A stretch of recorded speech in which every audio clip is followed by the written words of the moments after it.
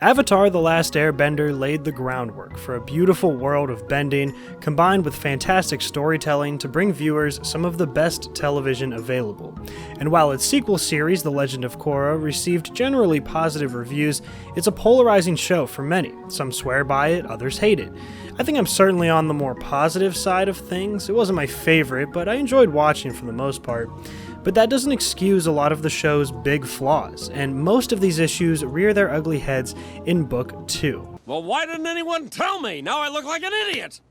Despite a strong plot base, The Legend of Korra manages to turn a well-crafted story about civil unrest and the spiritual role of the Avatar into a flimsy amalgamation of trite villains and a bland dynamic of spirituality tied together with little to no genuine tension.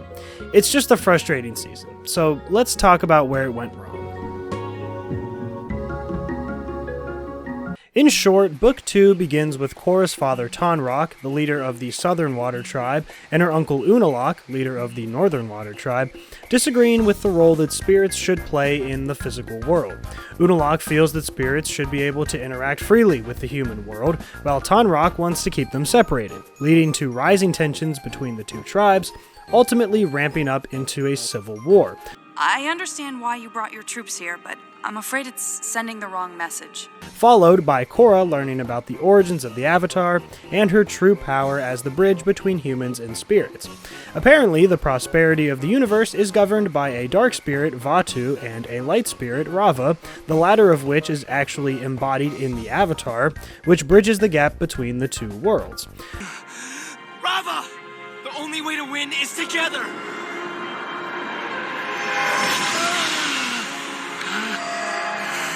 Unalaq eventually turns out to be a villainous, power-hungry manipulator, even though that wasn't exactly subtle, but we'll get into that a bit more later. And he tries to embody the dark spirit to become a dark avatar, and then Korra fumbles her way into defeating him. Dissecting the mischaracterization of spirits in this season has become low-hanging fruit, but it's important to understand the issues with the story in order to fully grasp why this season flops as a whole.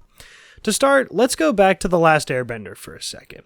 We learn a lot about the spirit world early on in the series, as Aang finds himself helping a village that has been getting torn apart by an angry spirit named Heibai after the Fire Nation destroyed the forest he protected. Aang does not want to fight Heibai. My name is Aang. I'm the Avatar and I would like to help. He wants to stop him from taking the people of this village and ravaging its buildings. And after learning what happened, Aang is able to reason with Heibai and explain that his forest will grow back, settling him down. To be clear, there is a duality to Heibai here. He takes a different, more savage form when he's upset, and he's a simple panda when he's back to normal. But this change is based around disrespect that has been done unto the land he protects by humans. It's not a good and a bad version, it's a content and an angry version. We'll fight him together, Aang.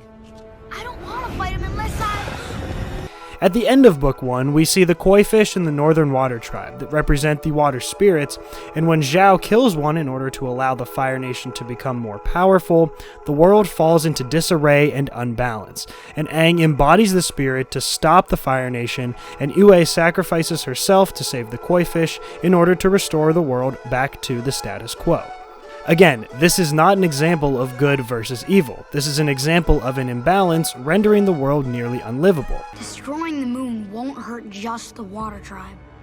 It will hurt everyone, including you.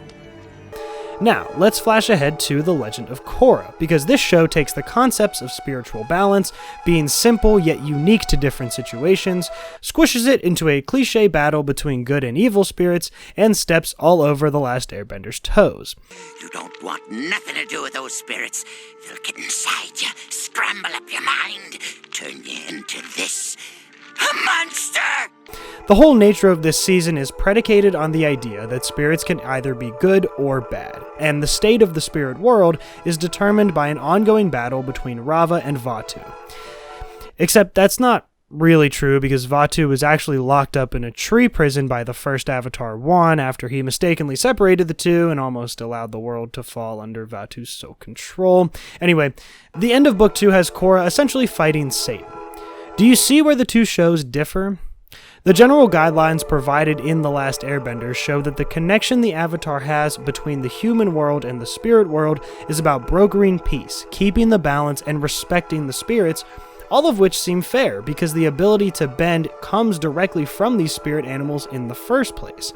The Legend of Korra instead tries to say that the Avatar's job has little to do with balance at all. It actually has to do with suppressing darkness in the spirit world, and then humans and spirits can coexist. It makes very little sense why the show felt the need to strip the idea of the spirit world of its intricacies that The Last Airbender allowed for, and instead replace it with a shallow, good versus evil background. You know, when we first met, there was this crazy spark, but I'm starting to feel like that spark is fading. I agree. It is as if a great chasm has formed between us and nothing can bridge it. Ironically, a lot of the points that come up about the spirit world in Legend of Korra actually seem to fit better within the framework of the spirit world from The Last Airbender. For example, Korra elects to leave the spirit portals open after defeating Unalaq and Vaatu, despite them being closed for 10,000 years, and in the realm of The Last Airbender, that doesn't seem like a bad idea. In that show, the spirits want respect from humans and get frustrated and angry when they feel disrespected. So coexisting in the same space might provide a chance for people to understand what the spirits stand for and what they want to do. But by Legend of Korra standards, there are innately bad spirits that are influenced by Vaatu, and even though he's destroyed, the show makes it clear that there cannot be good without evil. That's how Korra defeats Unalaq and Vaatu in the end anyway. So why even give the chance for bad spirits to do harm to humans?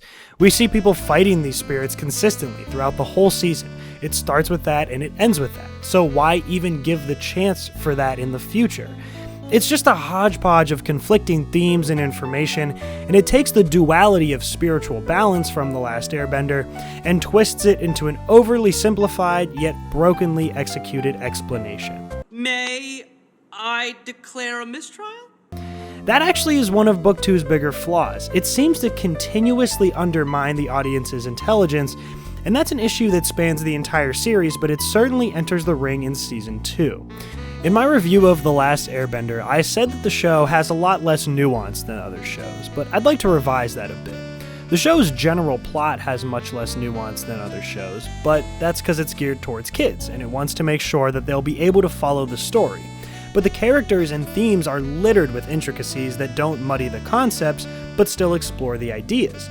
The idea of the Avatar being a bridge between the spirit world and the human world is more conceptual in The Last Airbender, in that it doesn't rely on a concrete mold that can woo any spirit or right any wrong, because each Avatar has their own personality, and each spirit has a uniqueness that necessitates a different approach.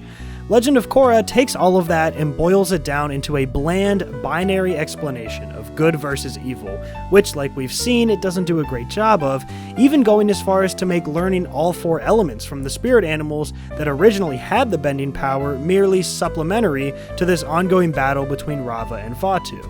It's weird too, because Legend of Korra is aimed for an older audience, yet it seemingly dumbs down a lot of the concepts explored in The Last Airbender. What? That doesn't just happen in the lore either, it does that in execution of its storytelling and action. One of The Last Airbender's strengths is its clever use of suspension of disbelief. It's a kid's show, so older viewers probably understand that any of the twists and turns that happen in the show are likely not going to be out of right field. Because of this, going into the final episodes of the series, you probably know that Aang is going to defeat Ozai and return peace to the world.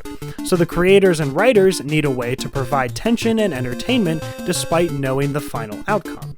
They did this by first creating an elaborate and calculated fight scene that's entertaining in and of itself, but then they also have this one moment toward the end of the fight. To bend another's energy, your own spirit must be unbendable, or you will be corrupted and destroyed.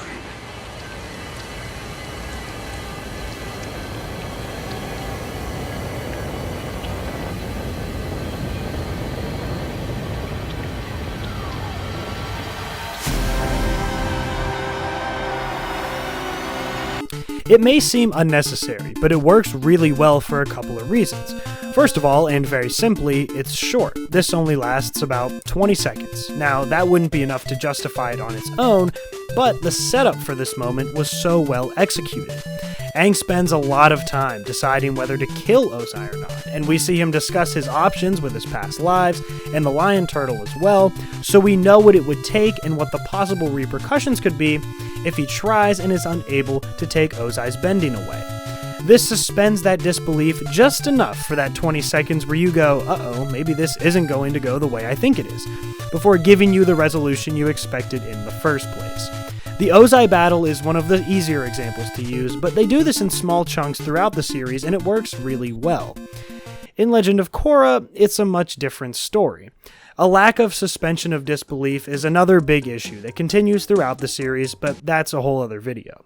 Season 2 gets it wrong in two folds. The first issue comes in the basis of the season's conflict. Now, to its credit, the show actually sets up a complex but approachable premise with a lot of moving cogs that could have really explored another side of the Avatar's purpose and how an Avatar operates when being tugged by different sides, both on the human side of things and the spiritual. I've heard good things about you. Korra's dad and uncle are intense discussions that could lead to civil war between the two nations about the topic of the spirit world. You know, the thing Korra is supposed to be a bridge for, and she's pretty unequipped to deal with either considering her family bias and because her spiritual connection is scarce at best. That's pretty good, and it opens the door for a potential discussion about civil unrest, military force used by governments, war profiteering, and all of that is just on the human side of things. There's plenty to talk about with the spirit world as well. The problem is that door closes because Unalaq's manipulation of Korra and his villainous undertones become very obvious very quickly. The first episode and the majority of the second episode are great. They show Unalaq explaining why he feels it's important for spirits and humans to live together. As your father could tell you, I've spent my life studying the spirits and learning their ways. All of this knowledge is lost in the South, but I could teach you everything I know. He shows his prowess in handling bad spirits, and they even provide Korra a good reason to distrust her father with a story about how he disturbed the spirits himself. All of that is awesome and a great way to suspend disbelief. Until the end of the second episode, when Unalaq brings in his troops to reunite the two tribes, and that's when most viewers realize that this guy has a bit more skin in the game than just his altruistic free the spirits shtick. What are all your northern troops doing here? Opening the spirit portal was only the first step in getting the Southern Water Tribe back on its righteous path. There's more difficult work to be done before our two tribes are truly united. The manipulation becomes pretty clear from that point forward, but instead of leaning into that, the show basically lets Korra fumble around on Unalaq's puppet strings. Now that you've opened the Southern portal, your energy is stronger as well. With both portals open, our tribes will be united again. That's okay, and it works fine for the next few episodes as the civil unrest plays out, but Unalaq becomes exactly what the audience expects, instead of maybe having to portray her own father, or solve this whole crisis independently as the Avatar, or at least digest the whole situation and make a more distinct choice than just being tugged along by a clear villain. You immediately see the writing on the wall, so that when it comes time for Unalaq to expose his plans, there's really not a lot of tension. Even if you did see it coming, in the end it really doesn't matter because none of these tribal issues end up getting resolved at all. Unalaq dies and everything goes back to normal. The whole concept is completely dropped, and in exchange, we get a watered down origin story and a big laser beam battle.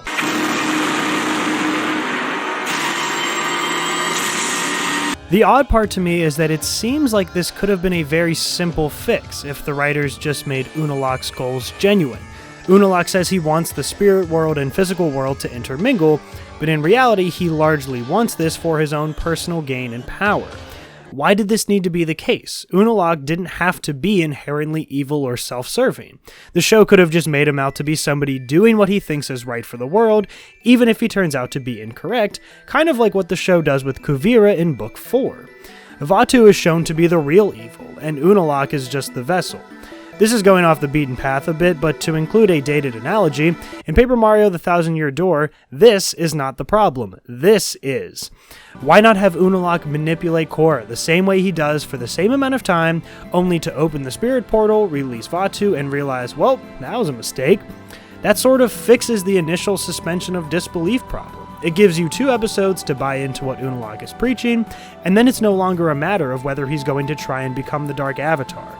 We would get to see the Civil War storyline play out. It justifies Korra being stuck in a moral middle ground for so much longer, and it still allows for essentially the same conclusion with Korra fighting Vaatu. Instead, the show lulls you into thinking that this is a complex situation, only to have you realize that the most generic villain is in play and ditching the most wholesome part of the plot entirely, undermining all of the good setup in the first place. Your activities here are bordering on insurrection. But that's just the first part of where the show fails to suspend disbelief. The main portion of this comes from the final battle and resolution itself. To get the full scope of this, we actually need to go back to Season 1. In the first book, Korra tries to take down a man named Amon, who is holding rallies and pushing for equality for the non-benders in Republic City. He has the power to take away all bending abilities because he himself is actually a bloodbender. At the end of Season 1, Amon takes away Korra's bending, leading her to discover airbending that has been eluding her for so long. She exposes Amon and wins, but the rest of her bending is still gone. I've tried everything in my power, but I cannot restore Korra's bending. When I first saw this, I was honestly in shock. I thought it was a great twist that would open so many doors for the rest of the series to explore how she gains all of that skill back and refocus mentally. That is, I thought that for about 2 minutes, because to end the season, Korra sees Aang and he magically gives her bending back and bails her out. No learning, no growth. I mention all of this because guess what happens at the end of Book 2?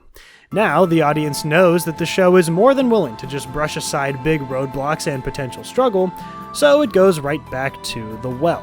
When Book 2 tries to up the ante by making the audience believe that the Avatar could be taken out of existence for at least 10,000 years after Unalaq water lashes Rava to nothingness, it doesn't exactly tug at your heartstrings the same way, because Legend of Korra already showed it has no problem overriding any problem that appears permanent. It does exactly that, by having Korra sit in the Tree of Life as her memories come back to her that apparently give her the spiritual power to grow in size and fight Unavaatu. This part really confused me more than anything. I mean, this is a solely spiritual exercise, right? She has no connections to her past avatars, and yeah, she still might have the memory of them in Wan's story, but she has also proven previously to be seriously lacking in spirituality in the first place. I don't know, I guess I can let it slide, but then the show comes right back and pulls the exact same stunt moments later in the actual fight itself. Korra starts to lose, and Unavaatu is on the verge of eradicating Korra's spirit completely, before Jinora pulls the most literal definition of a Deus Ex Machina I've ever seen. With you out of the way, I will be the one true Avatar.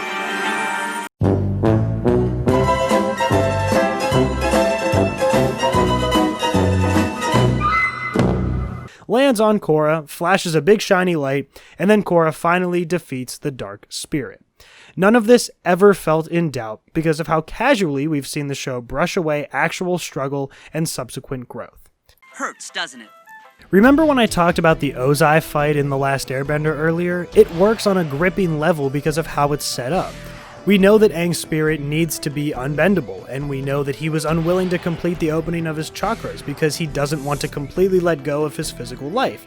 So even if you enter the episode thinking, okay, they're not really going to have Ozai win this battle, that disbelief is suspended in this short 20 seconds.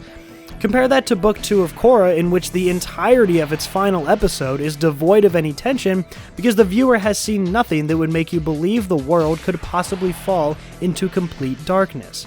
You alright, bro? No, I'm not alright. I can't take anymore.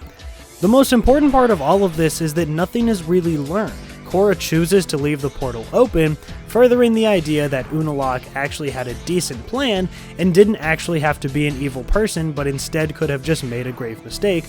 and Korra herself gains almost nothing at the cost of losing the connection to previous avatars, which might seem bad until you remember the show would never actually punish a failure and instead bail it out so that it can keep chugging along.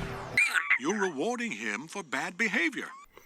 Okay, I know I've spent a lot of time comparing Korra to Avatar: The Last Airbender, which may make me sound like one of those people that thinks Korra is bad because it's not its predecessor. Maybe you just need to relax. But that's not what I'm trying to do at all. I actually have a fondness for The Legend of Korra, even with its faults. I like the world it's set in. I think the creators and writers made some good choices in terms of plot setups, but all of its holes really bring it down a peg for me, and most of the issues I have with the series as a whole are in full effect during Book 2. It bothers me the most out of any season because it had the tools and foundation to be a fantastic 14 episodes, but a few botched details make it all ring hollow. I compare it to The Last Airbender because that show did so many of these things right, while Book 2 of Legend of Korra does so many of these things wrong, and it's disappointing to see it coming from the same creators and universe. It may sound like I hate the show entirely, and that's not true. To be honest, if I didn't believe in it, I would have just stopped watching after this season, but I saw it through, and although I feel like it repeated some of the mistakes from Book 2 in Books 3 and 4, it also was still a pretty decent ride through a world that I truly adore. Unfortunately, so many odd plot progression and writing choices really soured me on Book 2. Between undermining a lot of the aspects that made its predecessor series great, and failing to capitalize on its own good ideas, Book 2 of Legend of Korra just gets under my skin. You are the Avatar. Whatever your decision, I support you.